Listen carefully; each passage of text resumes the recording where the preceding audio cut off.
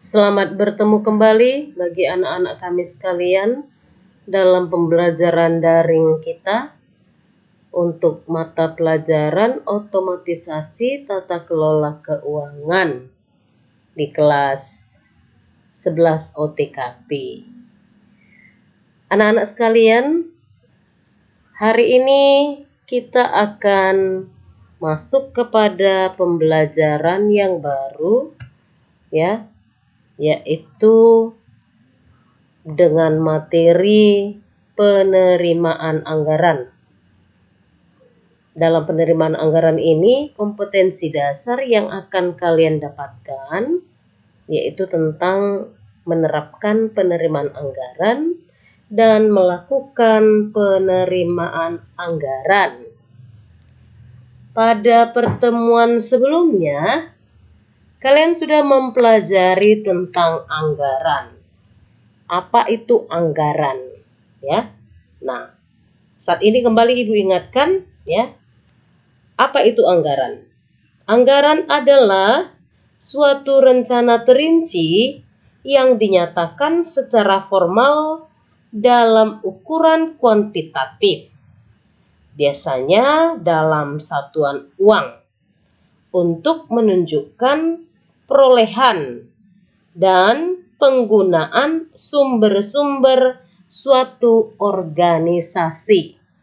Nah, secara sederhana, ya, di dalam anggaran itu akan ditunjukkan sumber keuangan dan penggunaan keuangan. Nah, untuk materi penerimaan anggaran ini kita akan mempelajari lebih lanjut, ya, bagaimana penerimaan anggaran dilakukan di dalam perusahaan. Nah, di dalam penerimaan anggaran, ya, yang akan kalian pelajari, ya, di sini tentang sistem penerimaan anggaran. Bagaimana sistem penerimaan anggaran dilakukan, ya. Kemudian kita akan juga mempelajari tentang anggaran pendapatan dan belanja negara atau APBN dan anggaran pendapatan dan belanja daerah. Nah, jadi di dalam anggaran itu ada sumber penerimaan dan ada alokasi penggunaan. Nah, itu dia, ya. Ada sumber dan ada alokasi penggunaan. Nah, itulah garis besarnya mengenai anggaran. Nah, yang kedua yang harus kalian ingat di dalam anggaran itu, kenapa harus ada anggaran? Apa gunanya? Ya, apa gunanya? Nah, anggaran itu merupakan pedoman kerja yang harus dilakukan oleh pihak-pihak yang terkait di dalam perusahaan. Kenapa harus ada pedoman kerja? Supaya apa yang diinginkan ataupun tujuan yang diharapkan oleh perusahaan itu bisa tercapai. Dan yang kedua, kenapa harus ada anggaran? Nah, supaya ada alat pengawas kerja. Jadi anggaran itu digunakan sebagai pengawas, ya, di dalam melakukan setiap kegiatan di dalam perusahaan. Jadi tidak berjalan semaunya saja, tetapi ada poin-poin yang sudah ditetapkan oleh perusahaan sehingga tujuannya itu bisa tercapai. Dan yang ketiga, kenapa harus ada anggaran?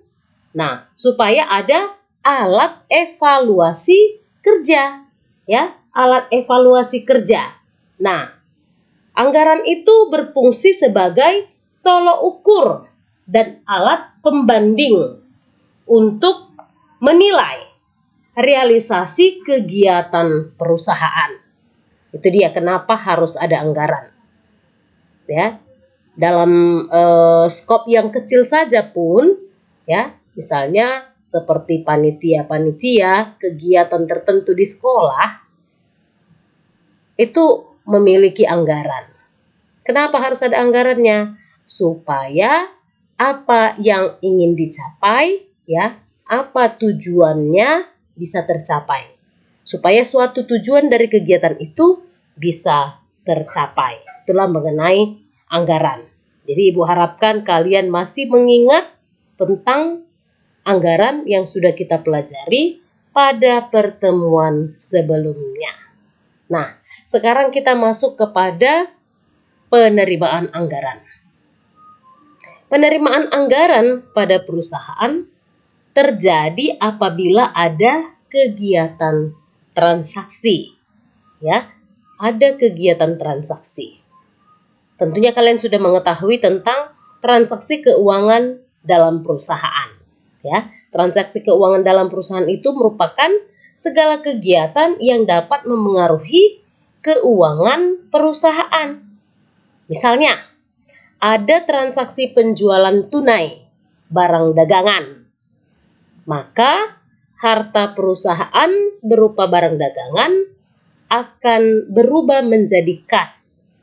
Dan keuntungan atau kerugian dari penjualan tersebut akan memengaruhi jumlah modal. Nah, tetapi kalian ingat ya, penerimaan kas ya ataupun transaksi keuangan di dalam perusahaan itu tidak harus merupakan transaksi yang langsung bisa kita lihat perpindahan barang ya, tetapi juga ada transaksi berupa jasa, ya kan? Nah, walaupun di sini dicontohkan berupa perusahaan dagang, tapi kalian juga harus mengetahui ada transaksi jasa, ya ada usaha jasa yang juga menghasilkan penerimaan, ya penerimaan uang. Nah, jadi nanti jangan kalian bilang, oh ini untuk perusahaan dagang saja, enggak, ya. Terutama juga untuk perusahaan jasa seperti ya sekolah ya. Sekolah kan tidak menjual sesuatu yang bisa kita lihat, tetapi berupa jasa ya, jasa. Oke. Jadi dia ada juga penjualan jasa. Bukan hanya penjualan barang, penjualan jasa seperti misalnya juga usaha hotel ya, usaha rumah sakit. Nah, itu menjual jasa. Oke, sekarang kita lanjutkan ya. Dalam sistem penerimaan anggaran ya. Nah, poin utama yang akan kalian pelajari ada 3. Yang pertama, sistem penerimaan kas. Yang kedua, sistem penerimaan kas dari penjualan tunai. Dan yang ketiga, sistem penerimaan kas dari piutang. Nah, kita akan pelajari yang pertama ya, mengenai sistem penerimaan kas. Penerimaan kas adalah kas yang diterima perusahaan baik berupa uang tunai maupun surat-surat berharga yang mempunyai sifat dapat segera digunakan, yang berasal dari transaksi perusahaan maupun penjualan tunai, ya, pelunasan piutang atau transaksi lainnya yang dapat menambah kas perusahaan. Penerimaan kas ya dalam perusahaan itu dapat bersumber dari 4 hal. Yang pertama, penerimaan kas dari penjualan tunai. Kemudian yang kedua, penerimaan kas dari penjualan aktiva tetap. Yang ketiga, penerimaan kas dari penerimaan pinjaman bank. Jadi kalau perusahaan melakukan penerimaan pinjaman dari bank, maka otomatis ada penerimaan kas di perusahaan. Kemudian yang keempat, setoran modal baru. Kalau pemilik menambahkan modal baru, maka perusahaan menerima setoran kas ya. Oke,